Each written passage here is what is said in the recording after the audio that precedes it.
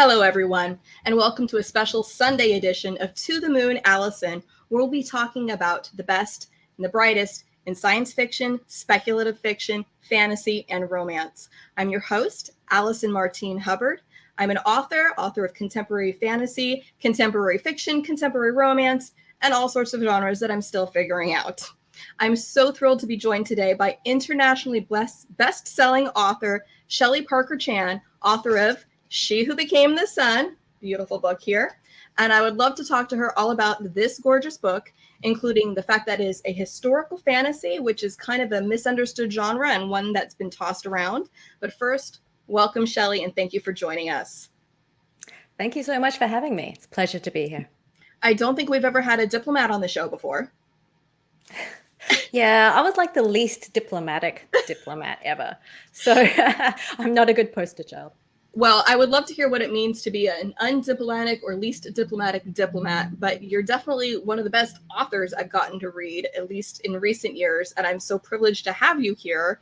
And just your journey to getting to be internationally best-selling author here, we're just so happy to have you. So could you tell us a little bit about how this book got started? It was a really long journey. So publishing is perhaps one of the slowest industries there is. And it just came out of frustration. I'm like a spite-powered writer, and I tend to be like, there's something I want to fix. I'm going to write a story about it. And about 10 years ago, a group of friends and I were having dinner together, and they're all writers. And we just really had one of those like rant sessions where we're like, man, I can't find the book I want to read. Something that's really juicy and full of like Freudian like id. And and in my case, I really wanted something that felt like one of those Chinese historical TV dramas. They're really addictive. They're 80 episodes long, and they're full of like romance and adventure and backstabbing and tragedy. Yes. And they're just really fun. And I was like, man, I can't find those in English anywhere. So I'm going to write one of my own. And had I known how hard it was to write a book, I might not have gone in with such a gung-ho attitude. So it was a long journey for sure.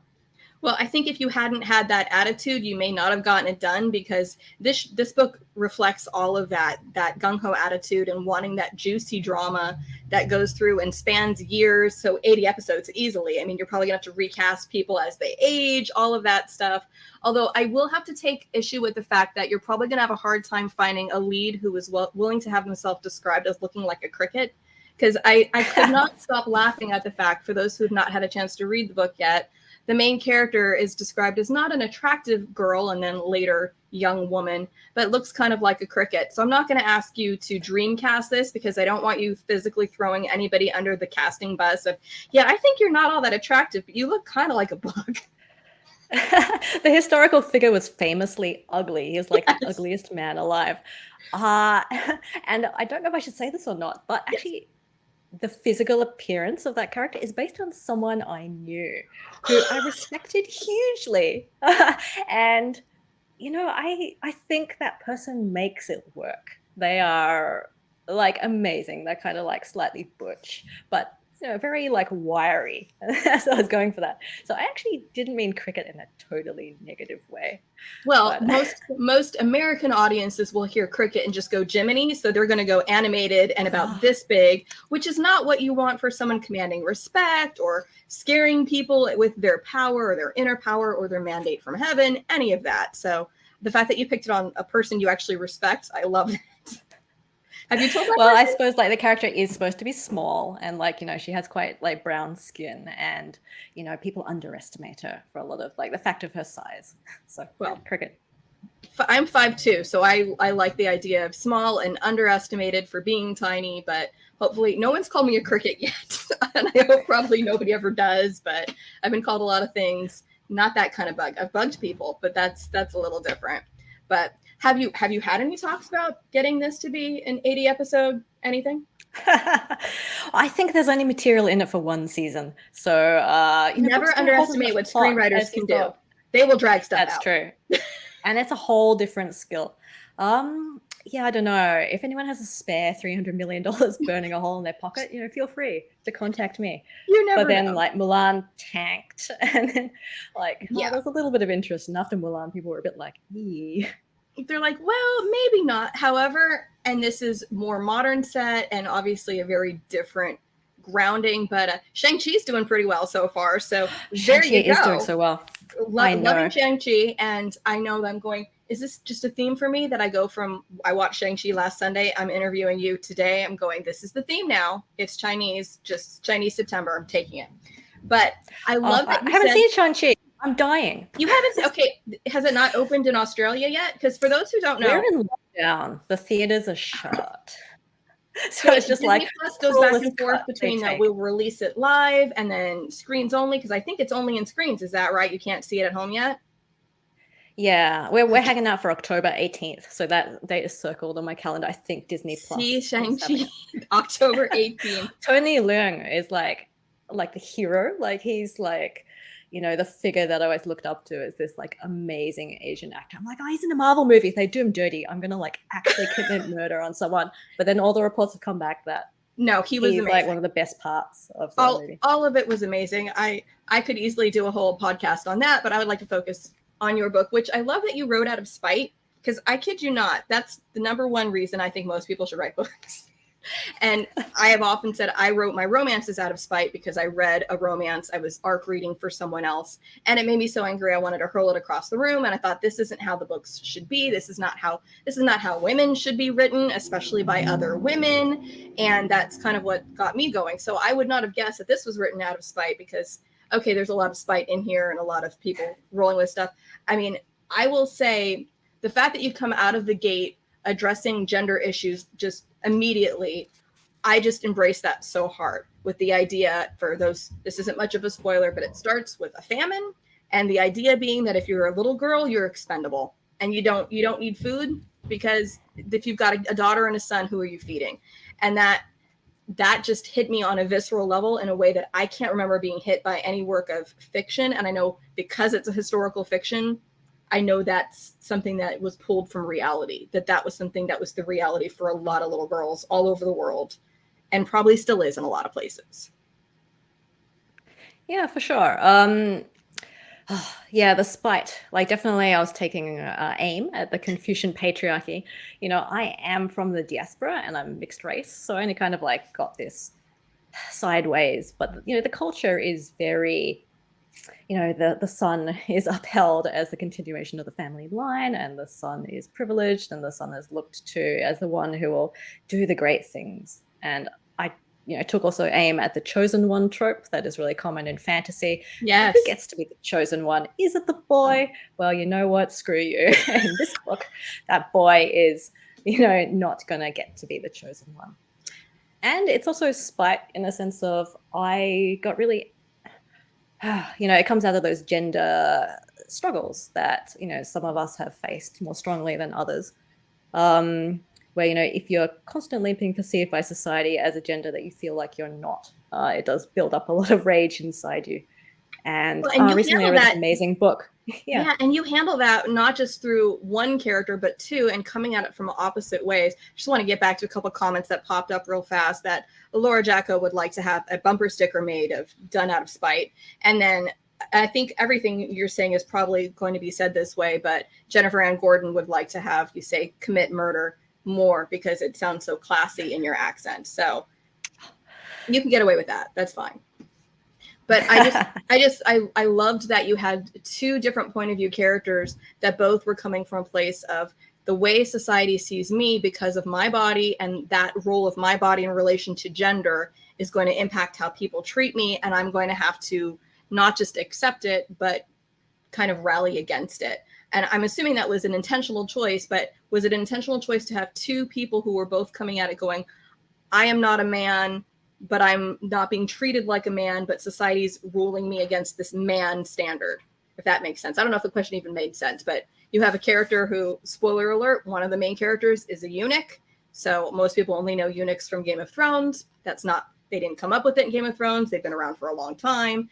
And then the other character is someone who is a female who is taking on the destiny of a male. If that's a good thumbnail of it. You know, the character of Ouyang, who is the eunuch, didn't exist in history, and like he just came out of my brain because I guess I really wanted a character like that. And he came out of the necessity of, like, I really wanted a mirroring.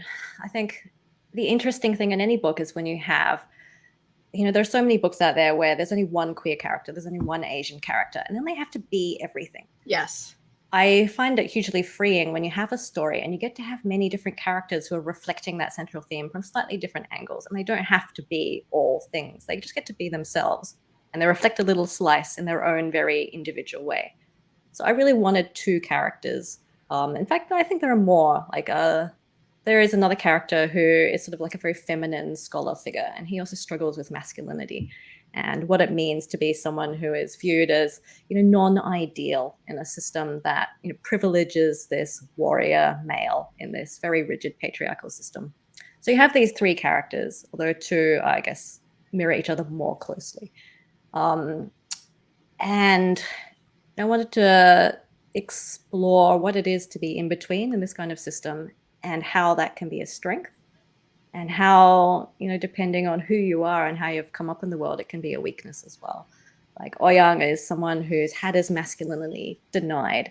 Like everyone looks at him and sees like this kind of girl, and they demean him for it. You know, you're not a real man. And like inside, he's like, I am a man. And just that builds up this rage, and he clings to toxic masculinity because it's, you know, the thing that he feels is his, and he can't step outside that. Whereas I wanted to compare and contrast that to someone like my main protagonist, Ju, who is, you know, assigned female at birth, but feels non-binary, and in that non-binariness, you know, finds a strength. You know, her connection back to that female past where she was raised as a girl, you know, is a strength because she can see the world from a perspective that the men in power have never seen. And but she can't get caught doing it though, which I love that you brought up. It's like, oh, this is not a skill that Zhu Shangba should know. So I'm just going to pretend I know nothing about basket weaving and go back over here and just put my head down. I love that because I think nowadays, even still, we have some things assigned. Oh, that's girly. Oh, only boys do that. But the idea that even just being aware of a certain skill could out her in the disguise that she's taken on. I love that you approached it that way because we don't necessarily think of it that way. And some of that was more prevalent in the society back then, but it still exists now. Yeah, there's like a knowledge or a way of being in the world that can gender you, that could out you against your will for sure. I didn't want to make it too much about the fear of being outed. Yeah. So I think like Ju is a little less. Like there are a lot of narratives of girls dressing as boys where the central tension in the story is, oh my God, will they be outed and will it be catastrophic? And I kind of wanted to steer away from that a little bit. Yeah, and I liked how it became less and less as the narrative went on. Like I think it was a bigger part in the very beginning, and then as it went on, as more people found out who Chu Changba was, it was less of a, oh, okay, you know, oh, you've known. All right, let's move on then, rather than, oh no, I'm gonna have to go through my entire life doing this. But there was also the flip side of it, not so much worried about what other people think, but this idea of what will heaven think? That the idea of, oh, if I want this for myself, am I going to step beyond what heaven knows? And just the idea that heaven doesn't know which person you are because of which name you claim. I love that. I love that the conceit to that of, well, you know, heaven doesn't really know who that is other than the name. And no one's mourned that ghost because someone's still using their name. I love that. And the idea of the names becoming so overpowering that the destiny becomes tied to the name rather than the destiny tied to something like the soul or the physical body. Do you want to speak to that at all? Like, was that an intentional choice or did that just kind of develop out of the narrative? I think names are important, and you know, a large part of transness is often you get to choose who you're going to be and you get to choose your new name. And you know, the story starts very deliberately with a girl who doesn't have a name. Like, well, maybe she does have a name, but we don't know it. So she's just a girl. She is defined purely by her gender. And then she takes a name that isn't hers. It's her brother's name. And she has to live within that skin, live within that name. And it's not really hers.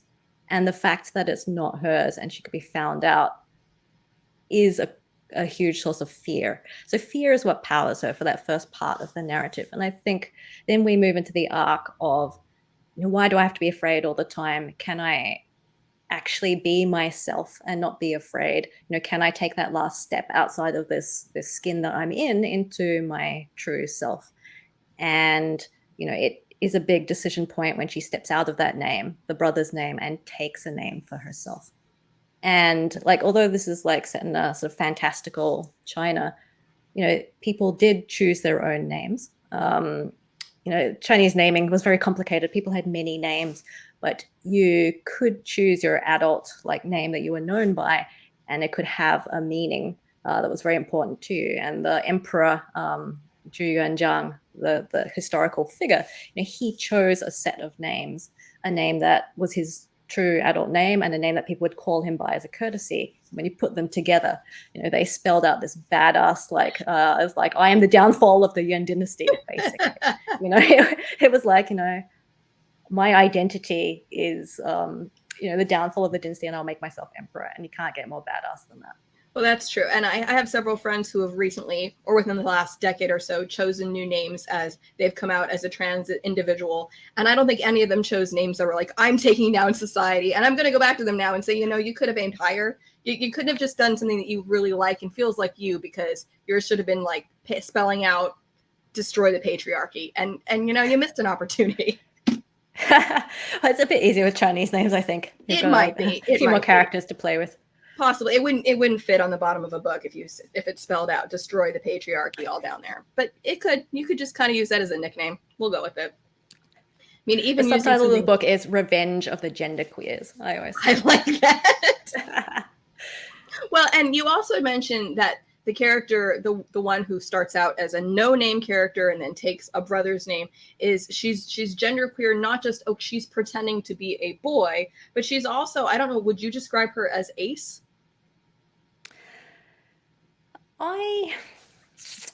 Short answer, yes. Okay. I generally try and steer away from contemporary labels, because one of the joys of working in that historical fantasy space is you don't have to use contemporary labels and identities, and you can be a bit blurry around the edges, and that's really fun to me. I like that. When people come to me oh, your book is lesbians, I'm like, not really lesbians. No. Don't put the label on, just call them queer, let them be who they want to be. Ju has a conflicted relationship with her body. I don't think that's the whole source of her aceness. It's not just a dysphoria. I did want to write someone who was somewhere on the ace spectrum. She's got other fish to fry. And she does. She has whole nations other people in the narrative are very caught up in their sexual desires. So,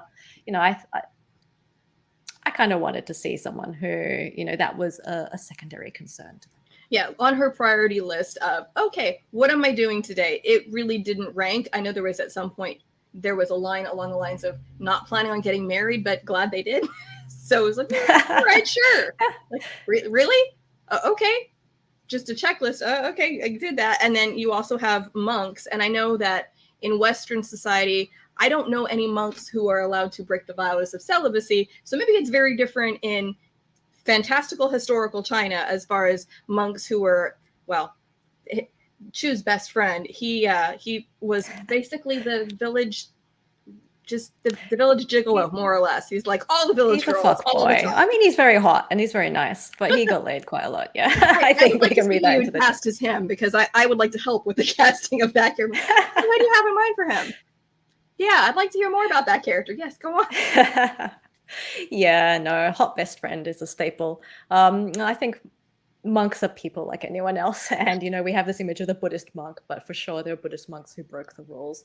And I've read a few books about even actual scholarly texts about what the life of monks is like, and I'm like, oh yeah, had a mistress down in the village, it's all good.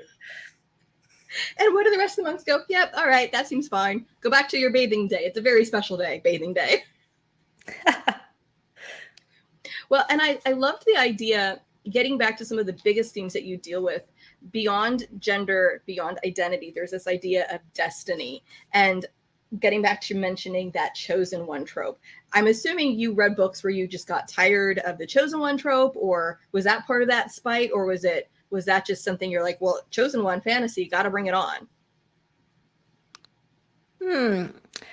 Yeah, I didn't actually realize I was writing a rise to power story at the beginning. I'm a romance writer, and I really just thought I was writing some kind of a romance, and then it It didn't is turn out though. that way. So it took me a while to get into the whole, oh, it is, a rise to power, and it is about a chosen one. And I've said elsewhere that I didn't actually write this as a fantasy either. It started out as a straight up like historical Chinese TV drama sort of story. It is told in a very fantastical register. It has big cathartic emotions. It's not realistic, and there's a lot of backstabbing and treachery and stuff. But there wasn't any magic, and there wasn't fate, and there wasn't destiny. In the sense that are in the books now. It was more what people believed. They believed that destiny and fate were real and that were guiding their lives in some way, but you didn't necessarily see it. And then as I sold this book to a fantasy imprint, it became much more of a fantasy. What, the fantasy publisher then wanted more fantasy? That I yes. believe. And but I love the idea, and you work through the idea of some people in the book, and not even necessarily one of your protagonists, because you've got the two point of view characters. Some look at destiny as something handed to them, and others look at destiny as something to be grasped and to aspire to, and to have to take and earn with every calculated movement. Because there are people who sit back and it doesn't go well for them, who just are like, well, I am of this lineage, and therefore I'm the next up, and of course I'm going to rule. And then others like Chu Ba, who are like, well, if I want this destiny, who am I going to have to push over to get it?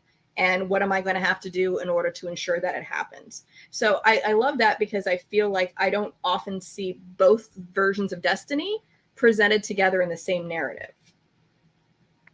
Like destiny is kind of a fake out in this book. As I was writing it, I wasn't really thinking of destiny exactly in the mythological sense of, fate. Like in the Chinese myths, it's a little less certain than say Greek fate. In Greek fate, you're always going to get shafted by fate. No matter what you do, it's always going to come back around and get you. Yes. In Chinese mythology, I think if you're a little bit tricky, you can sometimes get around your fate. You can bribe the guy who writes fate, or you can just sort of run away or hide. It's doable. But this book isn't really about that kind of destiny in my mind. It was really more about destiny in the sense of you're born in a place in the world, whether that be like a social class or your gender, and you're stuck there. So it's about social mobility. Yes. There are some people who are born in a privileged position. They feel very entitled. They're like, well, this is my place, and I will naturally rise according to this particular path. Like women are born, and their path is laid out for them. Go have babies. Are considered to stay. Yeah. Yeah. So what the Mongols did is they destroyed social mobility. So, the Chinese who were stuck there were kind of like, well, what am I going to do now? I can't get educated. I can't rise up. I can't move. So this book was a little bit more about a screw you, to especially gender as a constraining place. People who are born to a gender, which tells them what they can and can't do. And some people are like, you know what? I'm not going to take it. I'm going to step outside of that gender. I'm going to do what you told me I could never do.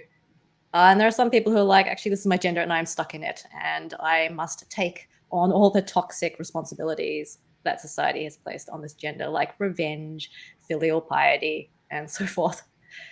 He could have let it go, but he didn't. He's like, no, I'm going to hold on to this with my teeth and then just keep going. I mean, talk about spite, but there we go. I mean, but I liked that you had characters who would outright just say some of these things, like, I am a woman. No, I don't have choices. And you don't get that because you're a man, because therefore you have choices, but I'm a woman and I don't. And the fact that that conversation was just spelled out, there was no way to go, yeah, maybe if she just looked at other options, she would have, there are no other options. And I think sometimes as modern readers, we forget that that was the case. I kind of feel like everyone in the book does have options. It comes down to, are you willing to bear the consequences? So I guess it's a book about that Buddhist idea of if you have desire, it's going to cause you suffering, is a bit of a backbone theme. So all these characters have desires. They have the wants. They want to step outside of their life. It's like, okay, it actually might be possible, but it's going to be really, really hard. And what are you going to do? What consequences are going to bear? Are you willing to do that? It's really scary. It's really uncomfortable. And, that resonates today in the contemporary sense. You want to transition? Well, yeah, it's possible. it's also going to be scary and hard. But if you want it enough, that is what you'll do. You might feel like you have to do it and you have no other choice. Is that fair? It's not fair. But It would be nice if we all had the same choices that all had good and bad parts rather than, well, you have good choices and mostly bad choices, and the mostly bad choices are the ones that are going to get you what you want out of life. So it's going to suck, but you're going to do it. Oh, well, and I wanted to ask, so you said you got picked up writing more of a historical book with a Chinese drama, and then you got picked up by a fantasy imprint. How did that happen? so this book didn't really have a very clearly defined genre. Well, actually, it does. It has a very clearly defined genre in the Asian sense of the term. It is a historical drama. And in Chinese TV world, that means, like I said before, like, the big emotions, the sweeping battles, a lot of interpersonal squabbles and so forth. Like a palace drama, there's intrigue. Yes. And that feels like a fantasy to the Western reader. But Western publishing is set up with its own like commercial marketing genres of, a fantasy must have magic, or it must be set in a secondary world. It can't just be about the vibes. Whereas a historical fiction, which very often is now positioned as sort of a women's fiction kind of category, Yeah. and it's a lot more historically accurate. It's a little more realistic and low key. It doesn't have the outsized, fantasy emotions and events. So this book kind of fell down the middle. It wasn't like one or the other. And commercial publishing in the West was like, we love the book, we don't know what it is. Can you make it fit one way or the other? And I was like, man, I come out of fantasy, I come out of romance, I come out of genre. I like cathartic emotions. I don't like realism. I just want people to go, fuck yeah, I'm having a great time reading this book. I don't necessarily want it to be high literature, even though, I do love a metaphor, as you maybe can see. So Tor felt like the right place. It is a fantasy imprint, but they know queerness and they knew what I was about, and that's what was most important to me. So added some magic. Not much magic, just a little sprinkling.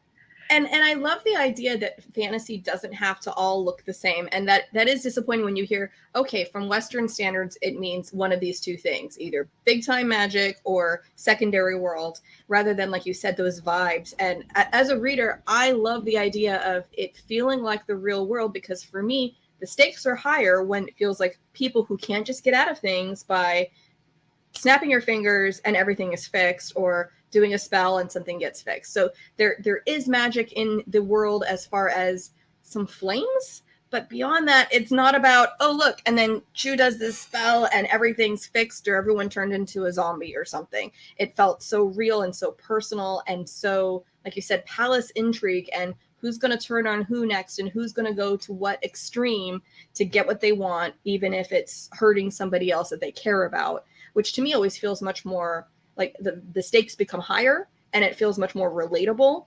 Because last I checked, I have no magic, not that I've figured out yet. So I'm not going to get out of things by, doing something like this and then something magical happens. It just doesn't work that way. Yeah, I mean, people get stabbed in the book and they do survive. And I think that's a form of like hand-waving fantasy magic. Like, I often explain this genre a bit like, it's like Regency romance. Regency romance is a fantasy genre, actually. It's a shared sandbox we have created where we understand the rules, and they're not actually necessarily anything like what life was like in the Regency era. But we like to play stories back there because it feels high stakes, and everything feels heightened. The drama, the emotions, like what you're playing for. Like, I could be ruined, or I could marry a duke. It's and it's a form of escapism. Yeah. So fantasy vibes. Well, and it's just interesting then that if you would have had the opportunity to present this to an Asian publisher, do you think that they would have been able to handle it differently without putting it on a fantasy shelf and just say it's historical fantasy, but the fantasy element is less important? Or would they still say, oh yeah, let's go fantasy? Had it been the original version, or is it now? Yeah, even the original version, because obviously I know you leaned into that once you're like, okay, we're going fantasy, so let's add some more of that in. And I'm assuming you didn't lose most of the relational aspects or the people's motivations through things. There was just that extra layer there. Yeah, I don't think this book can backsell back to Asia. well, not to China, or like it is a diaspora work. I always said like I was writing a Chinese TV drama like in my head, but because I'm who I am, it was never going to come out in the same way that someone who's raised in like mainland China would have written a book. It has different concerns, different political viewpoints, just a different way of seeing the world. This book is a mashup of East and West, and it's always going to be slightly too Western for the East and slightly too Eastern for the West. That such are the travails of the diaspora writer. But I can only be true to myself. So this is on the surface, it looks like a Chinese drama, but the backbone is a Marvel movie. It has that Western hero's journey. It has a lot of the Western tropes as well as the wuxia Eastern tropes. So it's a strange beast.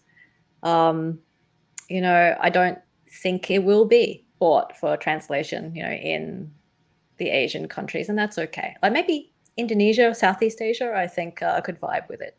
But, China, Taiwan, Hong Kong, they got their own stories. They don't need my westernized version of their stories.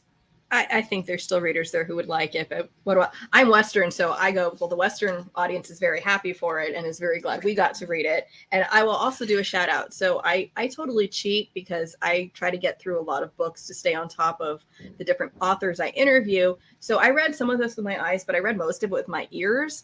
And the narrator you had, I don't know if you've had a chance to listen to your narrators on the Audible, but just knocked it out of the park. So if you want a Chinese drama, it's like a Chinese radio drama getting to have it read. So also I appreciated that because as a Western reader who doesn't have familiarity with a lot of the names, the pronunciations, it helped listening to it because I will just say, if I mess up any of the pronunciations when I'm saying it, it's because I messed them up. But if I get any of them right, it's because the narrator put them in my ear because I would have looked at it and gone, no, I'm not going to get that right. Even though they're only like 3 letters wrong, I'm probably still saying them wrong.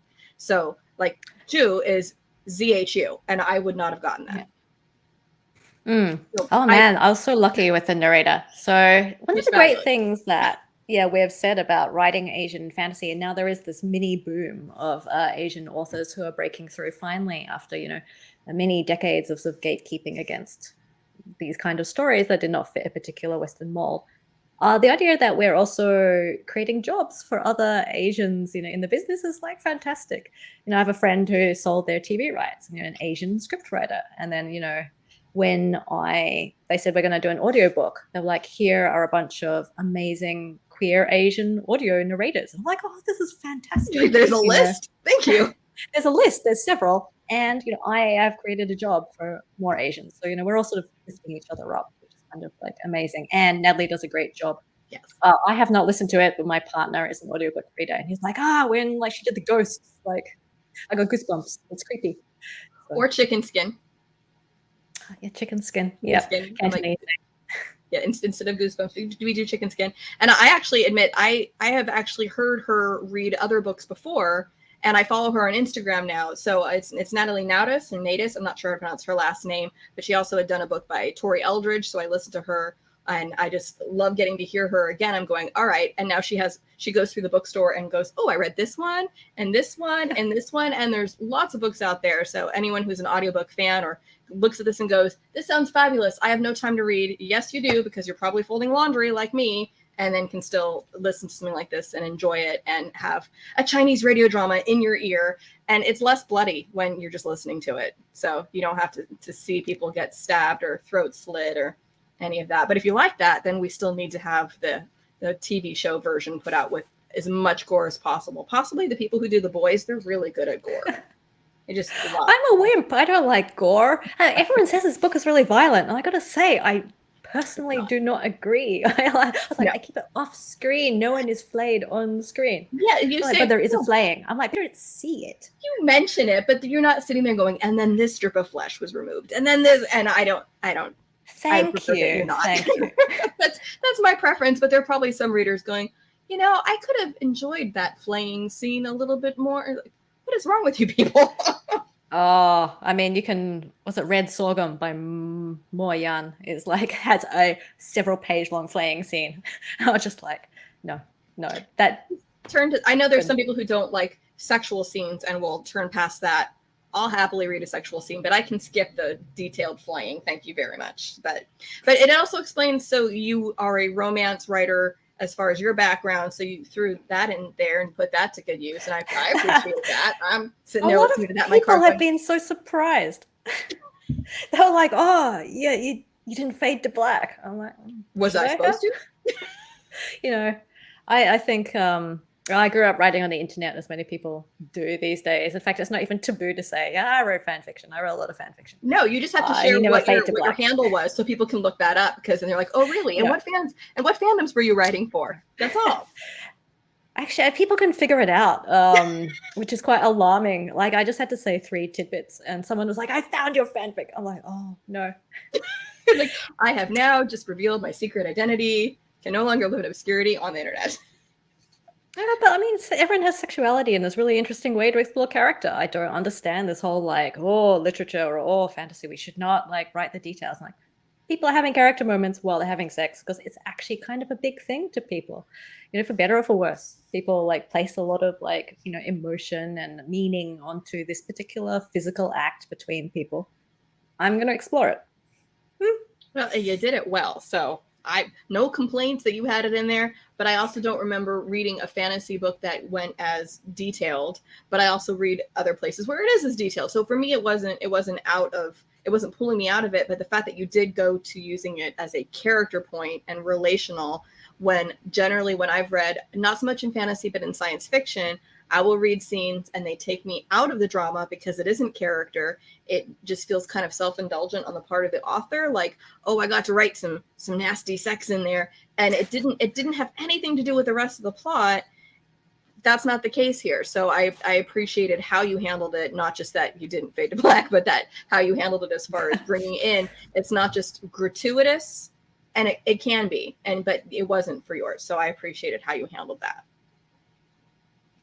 And there's a lot of fantasy romance is having a moment now. Actually, there's a whole bunch of really awesome fantasy romances coming out, and they have that romance perspective. We're like, we will explore character in every way, you know, with every tool available to us, and like sex is just one of those ways. So Freya Mask and Foz Meadows are 2 with like some fantasy romances coming up. Everybody go write those down. Like get those on your list if you're looking for the fantasy romance to come. But the other word, you keep using the word, the Asian diaspora. I know what the word diaspora means. I'm not sure everybody necessarily does, but diaspora means to be spread out, correct? Is that the best term of it? So you live in Australia, correct? Like you no longer are living in a place that is traditionally an Asian country, and you say you are also mixed race, and that influenced this. How much do you think would it matter as far as you writing something that addresses a character who's mixed race? Because nobody in here is, but there's a lot of intercultural and inter-ethnic groups, because there are different ethnic groups within this who have different languages and different cultural traditions. How much did that influence what you were writing? I often say this book isn't actually about China at all. I mean, it's about the fantasy of China, but it's also very much like a diaspora work. It's about, I was really thinking about masculinity in Australia, like in the place that I grew up, when I, you know, constructed a lot of the elements of this book. For instance, the Mongols versus the Chinese. It's not really about the historical Mongols versus the Chinese. You know, I wasn't trying to write a scholarly treatise on, you know, inter-ethnic relations back in the day. I have no scholarly knowledge of this historical period. You know, I just did enough to make it seem like it could be plausible. But it's really about, you know, a society that constructs masculinity in a certain way and then excludes the masculinity as practiced, as, you know, seen by others. Like Australian white masculinity is framed in a very particular way, and it is often very physical. You know, the ideal Australian man is kind of your Chris Hemsworth, you know, right? I was going to say Chris Hemsworth. Funny and big and sporty. Sorry, MCU is usually my reference point, so when you said ideal Australian, I went Chris Hemsworth. Yeah, you know, Chris, he's our great export. You know, and I will not say that he did not influence this book in certain ways, or Thor at least. Yeah, so you have this construct of this, like, you know, perfect man. And then it absolutely excludes the masculinity that, like, Chinese culture has created, which, Chinese men, Asian men in Australia are often like derided as like feminine, insufficiently physical, like, to have your masculinity like not even recognized, have your gender like sneered at. It's like huge. It's a huge thing. And so that's sort of what I was drawing on when you have the Mongols, this warrior class, versus, they have suppressed Chinese culture, and coming up through that, you have the bitter scholar figure, for instance, who's like, had I been born 300 years earlier when Chinese ruled China, I would have been seen as the pinnacle of masculinity. I am accomplished. I am smart. I create art. I can, I'm, the perfect educated man. Yes. And the pinnacle of masculinity in my culture. And what you've done is taken that away from me, and now I'm a second-class citizen. You don't even see me as worthy, of my gender. So that kind of all found its way in there in a very sort of like metaphorical kind of way. And he is mixed race, that character, the bitter scholar. So he is actually half Chinese, half Mongol. He's got a lot of feels about it. He's pretty angry. Well, okay, and Tori's watching. Natalie Naudis is extraordinary. I can't wait to hear what she does with the Hong Kong characters in my new book. So she definitely knows. She's got characters who are going to come in with different accents and not just having all the characters sound the same, like generic Asian accent. We would rather not have that. We'd like to have accurate things to go for. You're in Hong Kong. You're going to sound different than an American character or a character who has, obviously Australian's going to sound a little different. And I'm sure we could just have you go on forever because Jennifer's going to come back on and say how sexy it sounds when you say things like flayed alive, because that's her thing. She's a gothic horror writer, so she's probably back to tell me more about the flayed people. I'd like that. That sounds pretty good. But I love that you were able to take something like your own upbringing and your own culture and then transpose it into this other setting and show the analogs there as far as the cultural relations and still how it is here. I mean, we have an Asian diaspora here in America that is spread out. I'm in California, so I was raised with a lot of Asian friends. Half my family is Asian. My sister's husband is Korean, so I have mixed race nieces. And so I understand some of this stuff as far as like, I can't find things that look like them because they're just wiped out of society. That's great.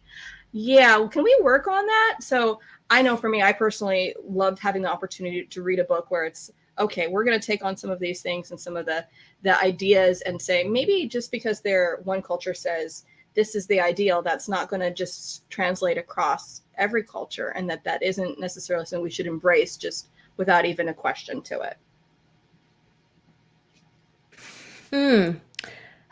Yeah, it's complicated creating culture, creating a society out of multiple cultures for sure. And I don't think anyone has the answers.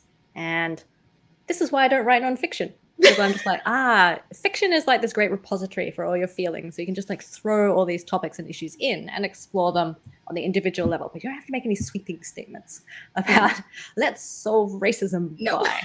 So every time someone asks me my opinion piece about being part of the Asian diaspora, I'm like, no, thank you. I wrote all my issues out in fictional form, but in a way that you can't tie me down to any particular statement. You're like, I didn't say that. That was Chu Chang-Bob. So don't blame me. That's what the character said, and I do not condone it. I do not condone murder.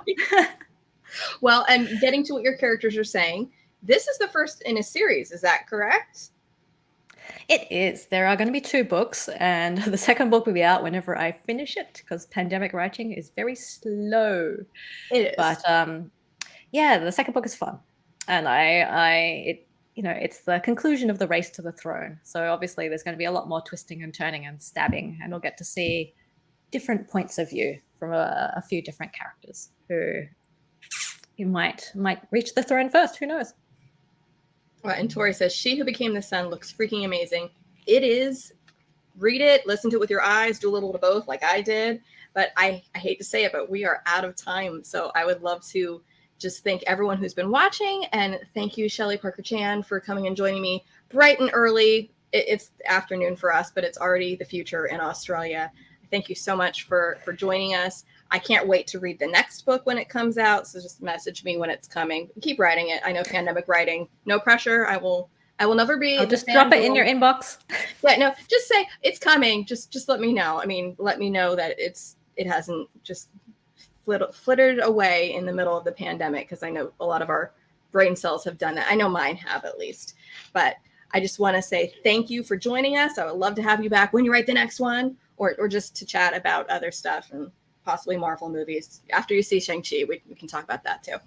But this has been a copywritten podcast of the Global Authors on the Air Radio Network. Thank you to Roman Sirotin, my producer, and Pam Stack, our executive producer.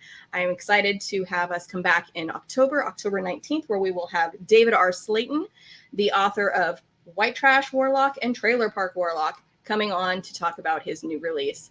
Thank you, everybody, and we will see you again.